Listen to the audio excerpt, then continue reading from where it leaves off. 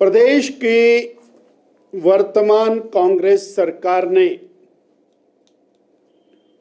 सत्ता में आने के लिए अनेक प्रकार के हथकंडे अपनाए, प्रलोभन दिए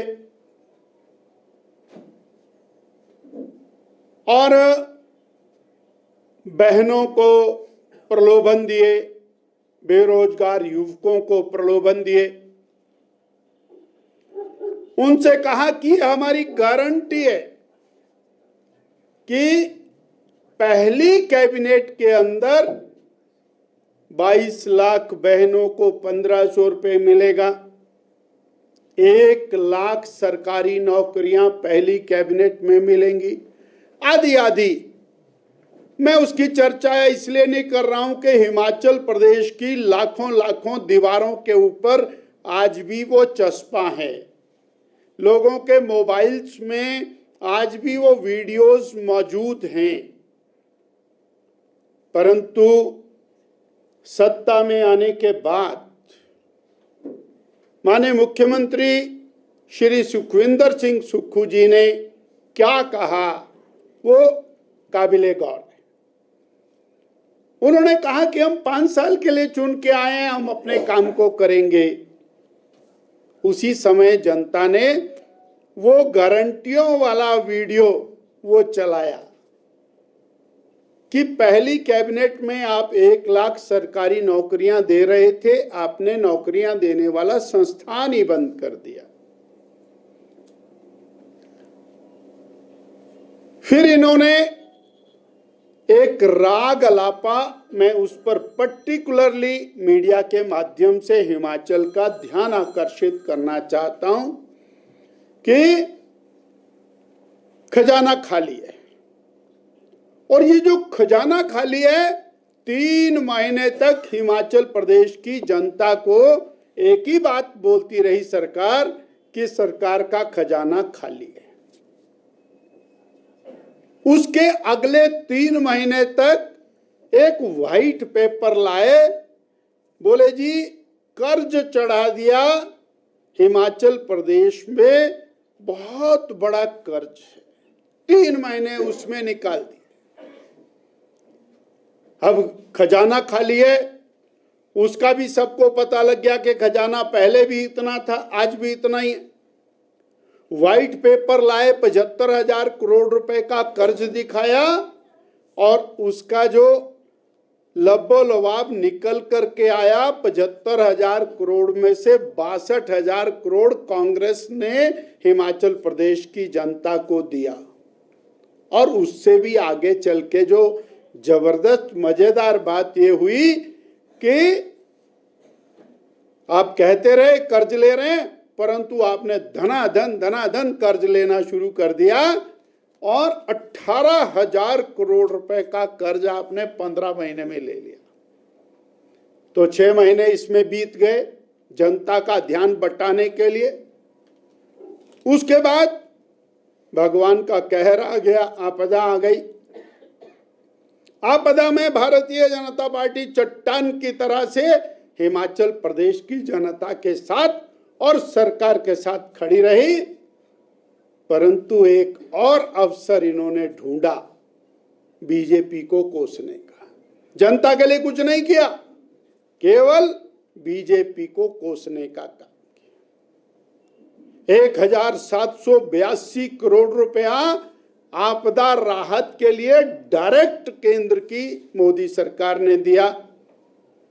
लगभग 21,000 मकान दिए, एनडीआरएफ, एसडीआरएफ आदि आदि डिफेंस, और वो करना चाहिए था, किया।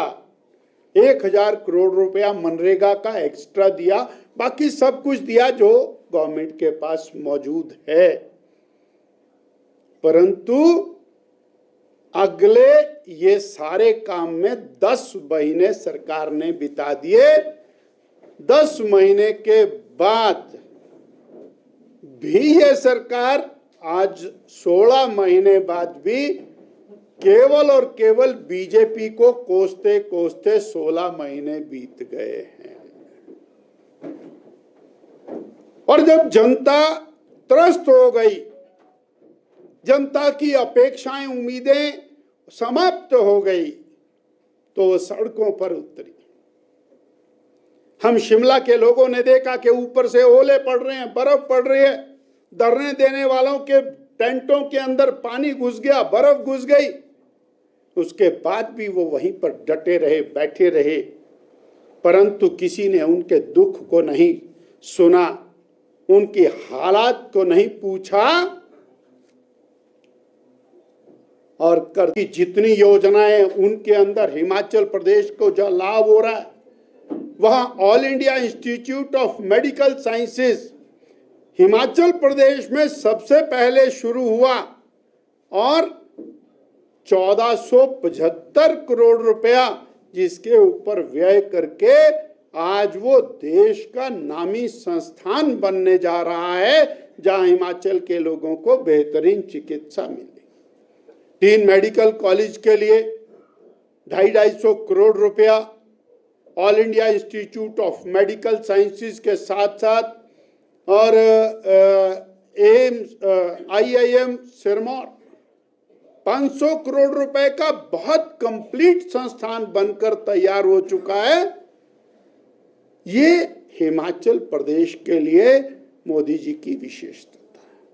वो चाहे और बल्क ड्रग पार्क के रूप में एक रोजगार के लिए और हिमाचल प्रदेश की आर्थिकी को मजबूत करने के लिए, या फिर मेडिकल डिवाइस पार्क के रूप में इस तरह से हिमाचल प्रदेश को मजबूत करते हुए पेयजल योजनाओं के अंदर 8 लाख घरों को कनेक्शन देना, लगभग हिमाचल प्रदेश के 10 लाख से ज्यादा किसानों को किसान सम्मान निधि देना, हिमाचल प्रदेश के और 12 लाख से अधिक लोगों को आयुष्मान का लाभ देते हुए और हिमाचल प्रदेश के मोर देन 60% लोगों को फ्री राशन देते हुए उनको मदद करना, ये बहुत बड़ी चीज है।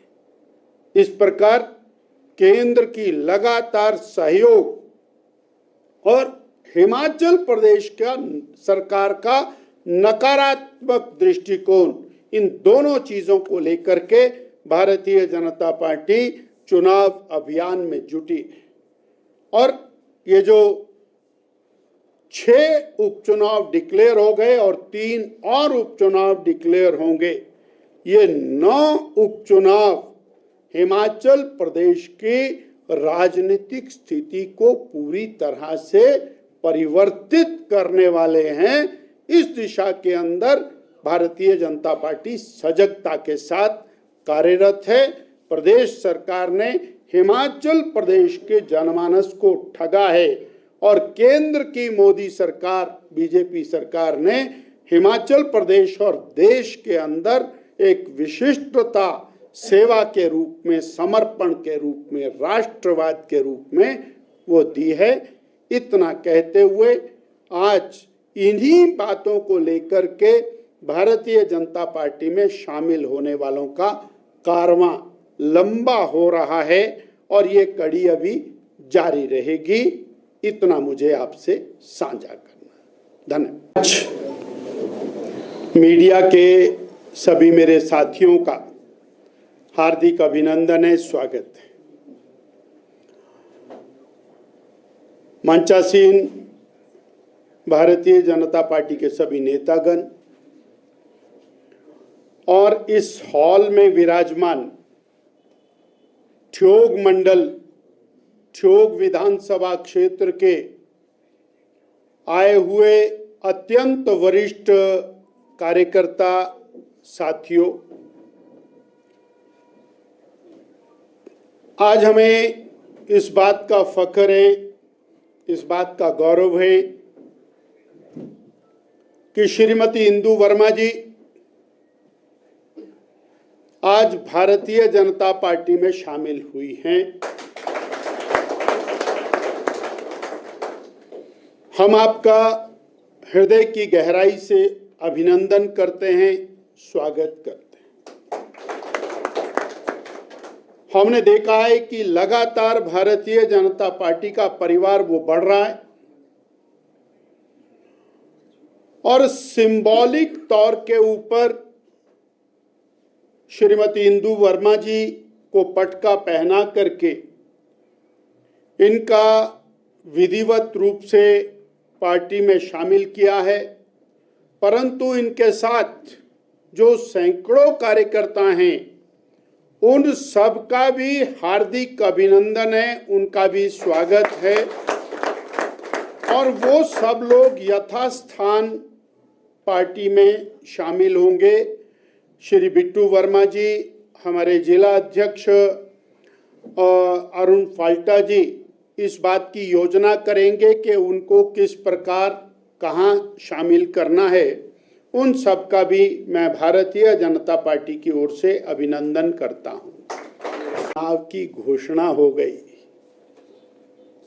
जनता की जो कष्ट थे, उन कष्टों का प्रभाव सारे समाज पर, चुने हुए प्रतिनिधियों पर पड़ा और कांग्रेस के माननीय विधायकों के ऊपर भी इसका बहुत बड़ा प्रभाव पड़ा।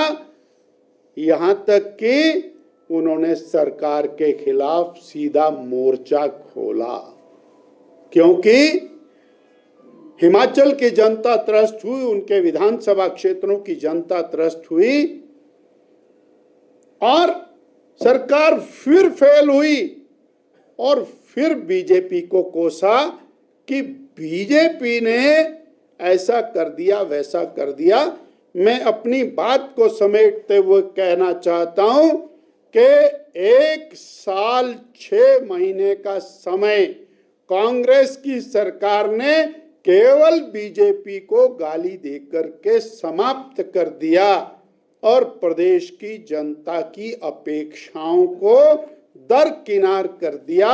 और चुनाव आते ही दोबारा से वही सब कुछ नई काठ की हांडी में डाल करके वो परोसने का काम शुरू कर दिया। नई गारंटियां, नए तरीके से नए फार्म भरने का काम शुरू किया। साथियों, हिमाचल की जनता बखूबी जान गई है कि वर्तमान सरकार पूरी तरह से फेल हो चुकी है और अब ये सरकार वेंटिलेटर पर जा चुकी है। ऑक्सीजन सिलेंडर से भी काम नहीं चल रहा है।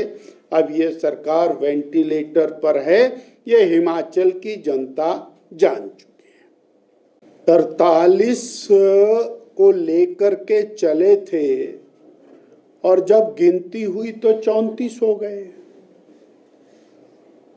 और 34 होने के बाद वो ये नहीं मान रहे कि हमें कुछ नुकसान हुआ है, तो इसमें हमारा तो कोई कसूर नहीं। अब कभी आदरणीय मुख्यमंत्री जी, कभी माननीय उप मुख्यमंत्री जी और कभी इनके मंत्रीगण बहुत जोर से बोलते हैं हमारी सरकार 5 साल चलेगी, अर्थात आपकी सरकार को डर लगा हुआ है। कोई बोलता है हमारी सरकार सुरक्षित है, नहीं गिरेगी, तो इसका मतलब तुम्हारे को डर लगा हुआ है। भाई, हम तो कह रहे हैं सरकार चल रही है, परंतु सरकार जनहित में नहीं चल रही है। हिमाचल की जनता के साथ धोखा हो रहा है, ये हम कह रहे हैं। हिमाचल की जनता को ठगा जा रहा है, ये हम कह रहे हैं। सरकार चल रही, कोई इतराज नहीं है, परंतु सरकार जनता की कामों के लिए, विकास के लिए, ना कि संस्थान बंद करने के लिए। आप अस्पताल बंद कर रहे हैं, आप डॉक्टरों का एनपीए बंद कर रहे हैं, आप नौकरी देने वाला संस्थान बंद कर रहे हैं। आपने 1.5 साल में एक भी नौकरी नहीं दी, अगर दी है तो हमारे को बताइए। मीडिया के सामने भी नहीं बताया आज तक कि एक भी नौकरी दी उन्होंने। 1.5 साल में एक भी नौकरी नहीं दी। आपने गारंटी पूरी नहीं की, अब आकर के झूठे फार्म भर रहे हैं। ये कोई तरीका है? चुनाव डिक्लेयर हो गया, अब आप फार्म भेज रहे हैं और बाद में बोल रहे बीजेपी वाले बंद करा रहे फार्म। अरे तुमको किसने रोका था? पिछले 1.5 साल में फार्म भरते, पैसे भेजते, हम भी आपका स्वागत करते, पर आप फिर दोबारा से धोखा दे रहे हैं। कहीं तो स्टैंड करिए। कानून व्यवस्था बिगड़ रही है। जो लोग चुने हुए प्रतिनिधि तुमको छोड़ करके गए हैं, एक भी ऐसा माननीय विधायक नहीं है जिसके ऊपर आपने मुकदमे दर्ज नहीं किए। लगातार हाई कोर्टों में वकील अपीयर हो रहे हैं। आशीष के ऊपर आपने मुकदमा कर दिया, चैतन्य के पिता के ऊपर आपने झूठी एफआईआर कर दी, रवि के घर का रास्ता जेसीबी भेज करके खोद दिया, किसी का कारोबार बंद कर रहे हैं, किसी का क्रशर बंद कर रहे हैं, किसी के भाई को ऊपर मुकदमा दर्ज कर रहे हैं, किसी की घरवाली पे मुकदमा दर्ज कर रहे हैं। आपने कानून व्यवस्था बिगाड़ करके रख दी है। हम ये कह रहे हैं सरकार चल रही है, वेंटिलेटर पर इसलिए है कि वो जनहित के काम समाप्त कर चुकी है।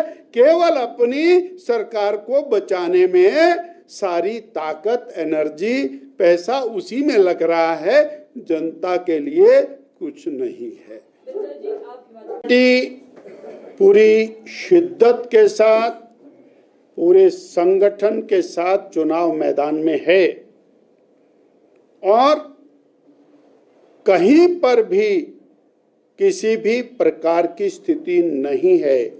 ये सवाल कांग्रेस पार्टी के लिए है, जिनके 9 विधायक, 6 उनके और 3 इंडिपेंडेंट जो उनके एसोसिएट सहयोगी रहे हैं, वो उनको छोड़ करके गए हैं और बीजेपी शामिल हो चुके हैं। 6 को टिकट मिल चुका है बीजेपी का।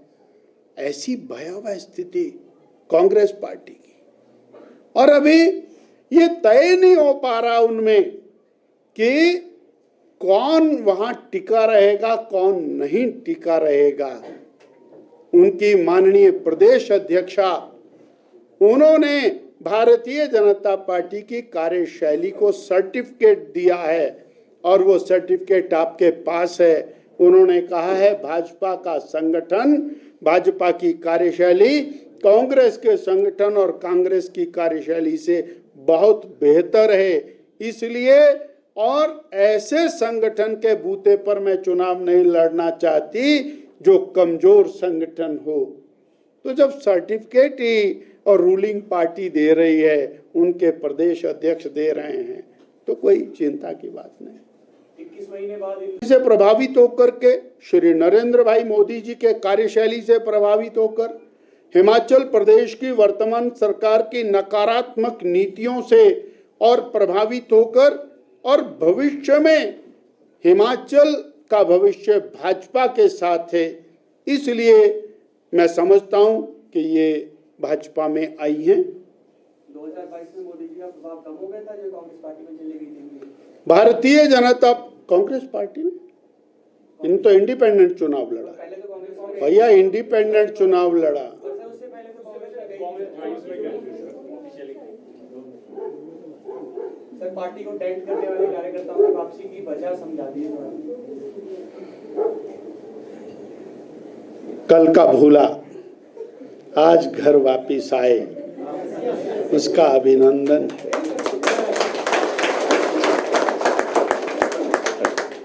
जिस तरह से लगातार बीजेपी कह रही है कि लोकसभा चुनाव के साथ हम विधानसभा में भी सरकार बनाएंगे हिमाचल में, क्या और विधायक भी आने वाले हैं? आने वाले भाई साहब, इतनी बड़ी बात है, पहले ये सरकार वेंटिलेटर से बाहर नहीं आ रही है, तो अब देखते हैं। अभी तो 2024 का पार्लियामेंट में 4 सीटें जीतना और ये 9 उपचुनाव जीतना, ये हमारा लक्ष्य है। हम तो जनता से आशीर्वाद लेने के लिए जनता के बीच में जाना। बहुत धन्यवाद जी। सभी का धन्यवाद।